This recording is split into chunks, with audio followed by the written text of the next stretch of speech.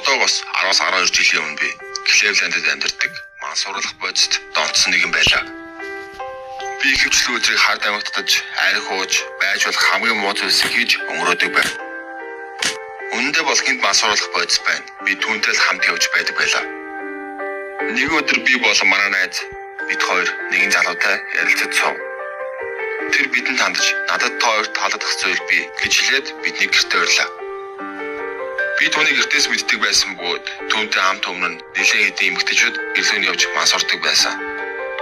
Гэхдээ би түүнтэй хамт гэрлүүнд алхлаа. Түүний гэрлүү явж байгаад годомчны эсрэг талд манай найз зогсож байсан учраас би найз дээр очлоо.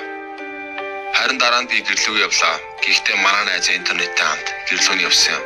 Маргааш нь түүний байшин цагдаа нар болон совилогч нар бүсэлсэн байв. Би юу болсныг мэдээгүй ч манай найз надад хэлсэн юм. Түүний дөнгөж гэрлүүгөө оруулаад энэ тооны түүний толгороо цохиж дараа нь багалзуудаж ухаан алдуулсан байлаа.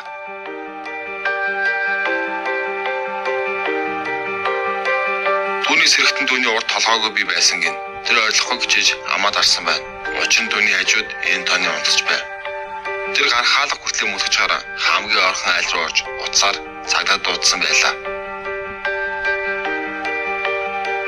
Цагдаа нар ирж нэгжлэг хийхэд 11 эмэгтэй хүний цогц олдсон ба түүний гэрт болон хашаанд нь улсан байсан гин.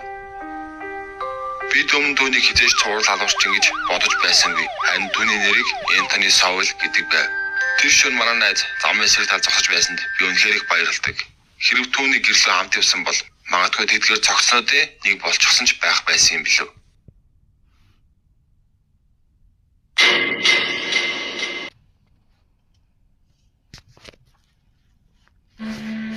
Толгой зурагчдын өвлийн амралтаа хандгаатын цослон өнгөрүүлэхээр болжээ. Тэрээр өвөө эмээтэйгээ